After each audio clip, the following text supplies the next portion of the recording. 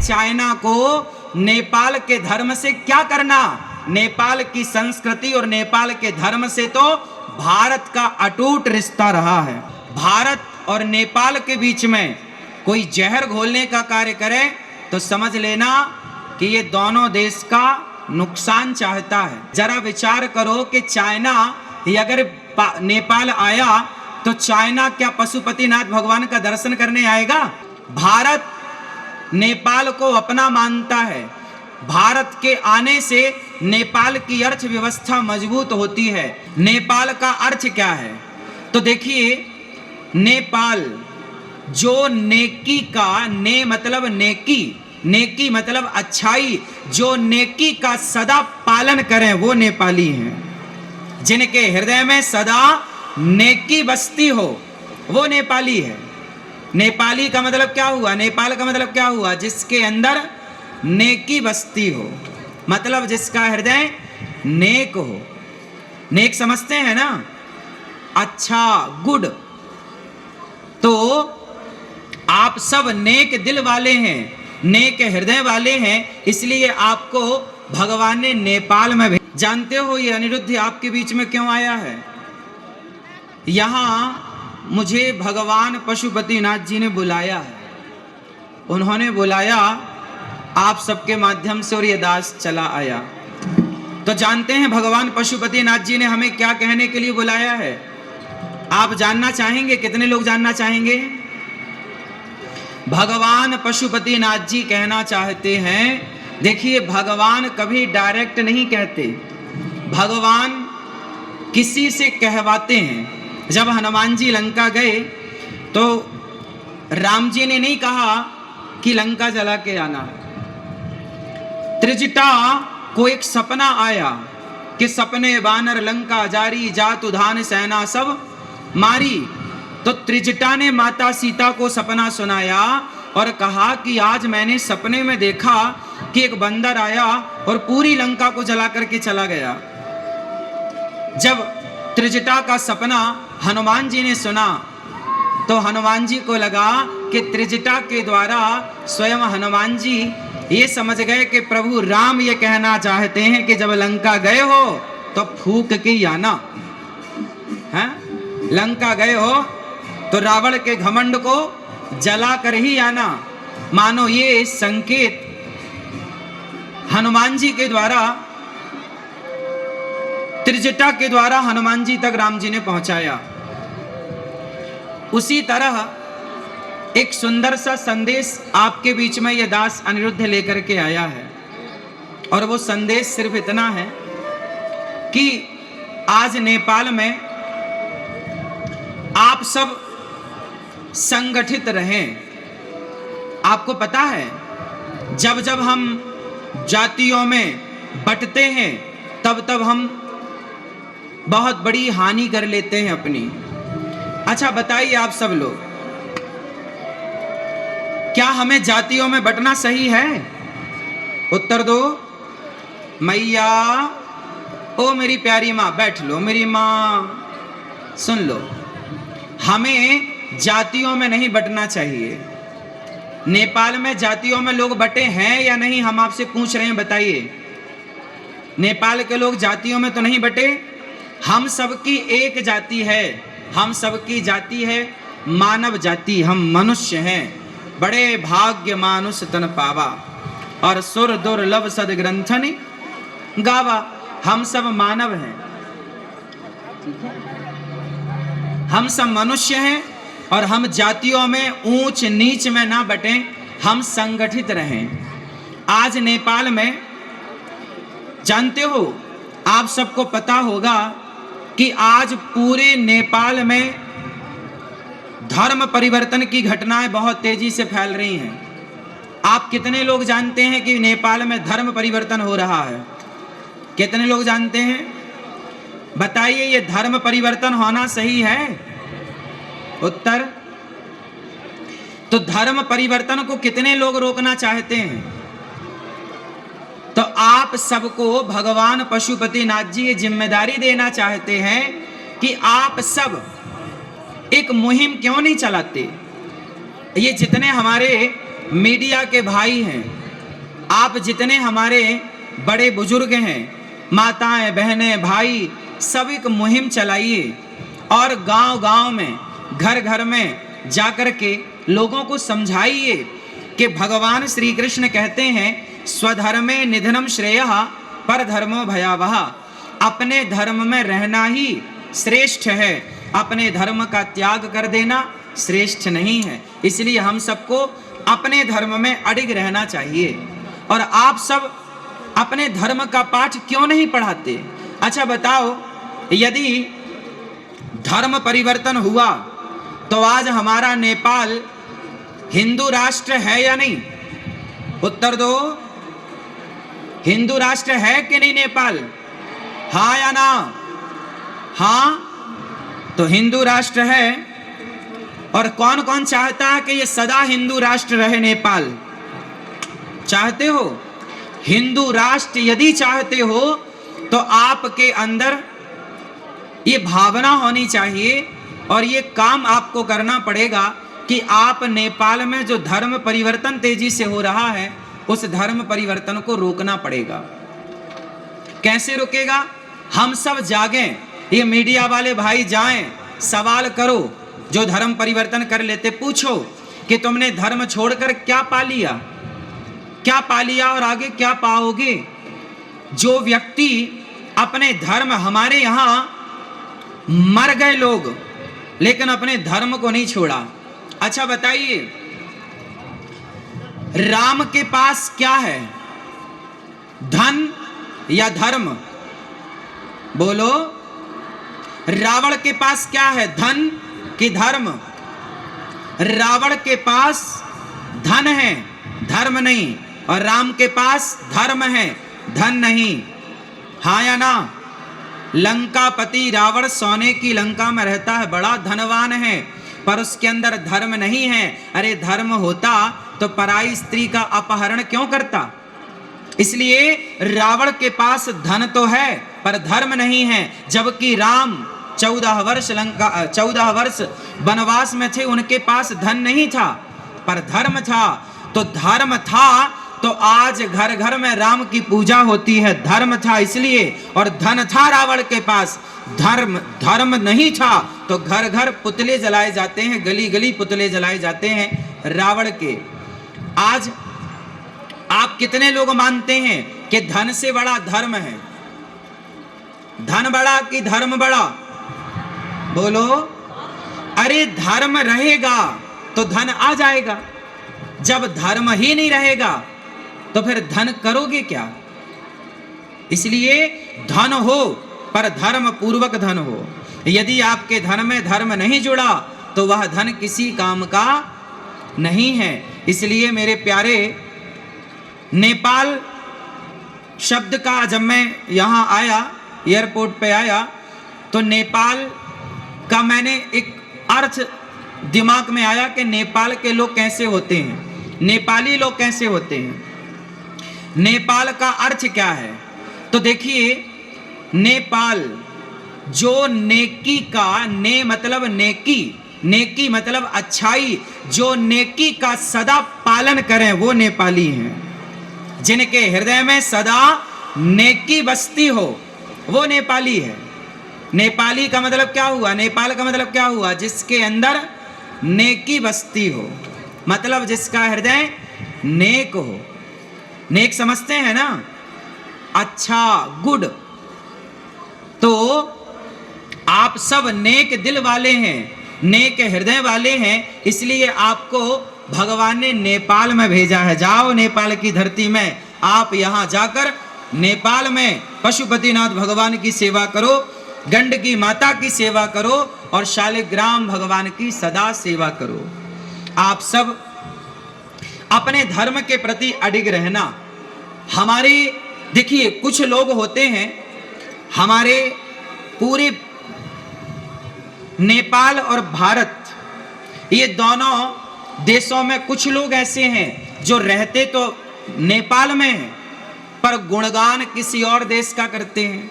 इसलिए आप सबको ये बता दो कि जिस माटी में हो ना उस माटी के साथ विश्वासघात नहीं होना चाहिए, उस माटी से प्यार होना चाहिए, माटी के साथ विश्वासघात नहीं। अच्छा ये बताओ दोस्त कैसा हो? आज मैंने सुना नेपाल का दोस्त कौन है? भारत और आसपास के जितने देश हैं, आप किन देशों से दोस्ती करना चाहेंगे? बताइए, आपसे मेरा सवाल है। आप नेपाल वासी, आपके पास में बहुत सारे देशों की सीमा है, किस देश से आप दोस्ती करना चाहेंगे? किससे? किससे? जोर से। भारत से। भारत से दोस्ती करना चाहेंगे? भारत तो सदा आपके साथ है और सदा हम और आप कभी दो थे ही नहीं, एक थे, एक हैं और एक ही रहेंगे। और जो लोग भारत और नेपाल के बीच में कोई जहर घोलने का कार्य करे तो समझ लेना कि ये दोनों देश का नुकसान चाहता है। अच्छा ये बताइए, हमारे भारत से लोग हजारों की संख्या में पशुपतिनाथ जी का दर्शन करने आते हैं कि नहीं?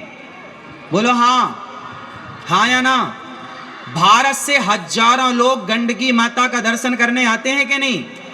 भारत से लाखों लोग शालिग्राम भगवान लेकर जाते हैं कि नहीं? इसका मतलब है कि भारत की आस्था नेपाल से जुड़ी है। भारत नेपाल को अपना मानता है। भारत के आने से नेपाल की अर्थव्यवस्था मजबूत होती है। जरा विचार करो कि चाइना अगर नेपाल आया तो चाइना क्या पशुपतिनाथ भगवान का दर्शन करने आएगा? क्या गंडकी का दर्शन करने आएगा? क्या वो शालिग्राम भगवान की पूजा करने आएगा? अरे चाइना को नेपाल के धर्म से क्या करना? नेपाल की संस्कृति और नेपाल के धर्म से तो भारत का अटूट रिश्ता रहा है। इसलिए भारत और नेपाल, इन दोनों देशों के बीच में कभी किसी भी प्रकार की लकीर ना खींचे, क्योंकि हम दोनों यदि मिलकर रहेंगे तो निश्चित है कि हमारी और आपकी अर्थव्यवस्था, राष्ट्रीय स्तर की मैं बात कर रहा हूं, समृद्ध रहेंगे, हम सब खुशहाल रहेंगे। और आपने यदि दोस्ती उन लोगों से कर ली जिन्हें गंडकी माता और शालिग्राम भगवान और पशुपतिनाथ जी से कोई लेना देना नहीं, तो सोचिए इस धर्म का, इस संस्कृति का क्या होगा। इसलिए मेरी आप सबसे प्रार्थना है, आप सब भारत आइए और गौरी गोपाल आश्रम में चल रही सेवाओं का दर्शन करिए। और सावन का ये पावन पर्व है। आप कितने लोगों ने सावन में व्रत रखा है? रखा है? भगवान शिव को जल चढ़ा रहे हैं कि नहीं? कौन सा जल? कौन सा जल? सारे जल चढ़ाओ, पर भगवान शिव को पता है कौन सा जल पसंद है? भगवान शिव को नेत्रों का जल पसंद है। इतना प्रेम उमड़ना चाहिए आपके भीतर शिव के प्रति कि आंखों से अश्रुधार बह पड़े और शिव जी के ऊपर जाकर चढ़ जाए। ऐसी नेत्रों की धारा। भगवान शिव को क्या पसंद है बताइए? प्रेम। राम ही केवल प्रेम प्यारा, और जान ले ये जो जाननी हारा। राम को क्या पसंद है? बोलो। नेपाल वासियों को क्या पसंद है? क्या पसंद है? नफरत पसंद है या प्रेम? क्या पसंद है? प्रेम। आप सब नेपाल वासियों को प्रेम पसंद है। और हमारे प्रभु राम भी कहते हैं कि राम ही केवल प्रेम प्यारा, इसलिए प्रेम से मिलजुल करके रहिएगा। अच्छा बताओ, नेपाल वासी आप कितने भाई हैं? जोर से, कितने भाई हैं आप लोग? हम सनातनी। आप में से कितने लोग सनातनी हैं? सत्य सनातन धर्म को जानने और मानने वाले कितने हैं? हाथ उठाओ सब। तो सुनो, हम सभी सनातनी, चाहे भारत में हो या नेपाल में हो या भूटान में हो या जापान में हो या अमेरिका या लंदन, कहीं भी सनातनी हो। सनातनी 4 भाई हैं। कितने भाई? कौन कौन से? ब्राह्मण, क्षत्रिय, वैश्य और शूद्र, हम चारों एक पिता की संतान हैं और हम चारों सदा से भाई रहे हैं। कुछ लोगों ने ये जातिवाद का जहर घोलकर हम लोगों को आपस में लड़ाने का कुछ लोगों ने षड्यंत्र किया। आपसे मेरी हाथ जोड़ के प्रार्थना है कि आप कभी षड्यंत्र में मत उलझिएगा। भारत में जब अंग्रेज आए तो उन्होंने नारा दिया, फूट डालो शासन करो, और उस फूट डालो शासन करो के तहत भारत को खूब लड़ाया जातियों के नाम पर, और हम आपस में लड़ते रहे और कई 100 वर्षों तक गुलाम रहा भारत। इसलिए मेरी प्रार्थना है कि हम जब जब लड़े हैं तब तब बटे हैं। इसलिए आप लड़ना चाहते हैं या संगठित होकर रहना चाहते हैं? कितने लोग संगठित होकर रहना चाहते हैं? तो फिर आप कभी मत लड़िएगा कि मैं ब्राह्मण, मैं क्षत्रिय, मैं वैश्य, मैं शूद्र। हम चारों भाई हैं और एक दूसरे के काम आना है, एक दूसरे के सुख दुख में खड़े होना है, एक दूसरे का सहयोग करना है। यदि हम बट जाएंगे ना तो मिट जाएंगे। इसलिए अपने आप को बटने मत दीजिएगा। जो बट गया वो मिट गया। रामचरितमानस में लिखा है कि जहां सुमति तहां संपत्ति नाना, जहां कुमति तहां विपत्ति निदाना। जहां एकता है, जहां संगठन है, वहां संसार की समृद्धि है, सुख है, शांति है। और जहां आपस में लड़ाई झगड़ा है वहां सिवाय दुख के कुछ नहीं। इसलिए संगठित रहे, हम सब संगठित रहें। आप सब भगवत चिंतन करें, भगवान से प्रेम करें और अपने धर्म को समझें। धर्म का कभी परित्याग नहीं करना चाहिए। किसी की हत्या करना पाप है और किसी को जीवन दान देना पुण्य है। इसलिए आप किसी की हत्या ना करें, ऐसी मेरी प्रार्थना है। शराब इत्यादि से अपने आप को और अपने बच्चों को बचाएं। एक अच्छा इंसान बनाएं, राष्ट्र प्रेमी बनाएं, कुछ ऐसा बनाएं कि वो देश में अपना नाम रोशन करे, भारत का, और वो अपने नेपाल का, वो अपने समाज का, अपने संस्कृति का, अपने धर्म का वो नाम रोशन करे। ऐसा कुछ करे। इसलिए आप अपने बच्चों को संस्कारवान बनाइए। शराब, जुआ, नशा, इन सब से बचाइए। आज के जमाने में पता है क्या है? आज की आधुनिकता में हम इतने भागे जा रहे हैं कि आधुनिक होने के नाम पर, हम मॉडल होने के नाम पर अपने संस्कारों को, अपनी संस्कृति को छोड़ते चले जा रहे हैं। इसलिए हमें अपनी संस्कृति, अपने संस्कारों का परित्याग नहीं करना चाहिए। ठीक है? तो आप कितने लोग मांसाहार और शराब से बचेंगे, अपने बच्चों को बचाएंगे और अच्छे संस्कारवान बन के अपने राष्ट्र की सेवा करेंगे? ठीक है? आप सभी का बहुत बहुत धन्यवाद। आपने इतने आनंद के साथ दास अनिरुद्ध को सुना, हमें आपके बीच में आने का मौका मिला। आप सबको मेरी प्रार्थना है, आचार्य चरणों को प्रार्थना है, मंचस्थ सभी भक्तजनों को प्रार्थना है कि आप सब वृंदावन आएँ, गौरी गोपाल आश्रम में आएँ और गौरी गोपाल आश्रम आकर वृंदावन में वहाँ वृद्ध माँओं की सेवा हो रही है। 281 वृद्ध माएँ गौरी गोपाल आश्रम में रहती हैं। 150 बच्चे वहाँ निःशुल्क पढ़ते हैं। अखंड लंगर रसोई चलती है, सब आकर के प्रसाद पाते हैं। ये सारी सेवा बिहारी जी ने दी है। बोलिए बांके बिहारी लाल की, कृष्ण कन्हैया लाल की, राधे राधे। आप सबके चरणों की धूल को ये दास अनिरुद्ध कोटि कोटि नमन करता है। आप सभी नेपाल वासियों को बारंबार दंडवत प्रणाम। आप सभी के चरण रज को प्रणाम। आप सभी के माता पिता को प्रणाम। आप सभी के गुरुजनों को प्रणाम। आप सब यहाँ प्रेम पूर्वक बैठे हैं। आप सब ने इस सुंदर से आयोजन में सम्मिलित होकर भगवान शिव का दर्शन करके अपने जीवन को कृतार्थ किया। हमारे श्री बाल योगेश्वर श्री विजय कृष्ण मूर्ति जी जो संकल्प करता है और रामकृष्ण उपाध्याय हिंदू जागरण नेपाल अध्यक्ष और राष्ट्रीय सभा को उपाध्यक्ष माननीय श्री विमला धीमरे जी, आप सबका बहुत बहुत धन्यवाद।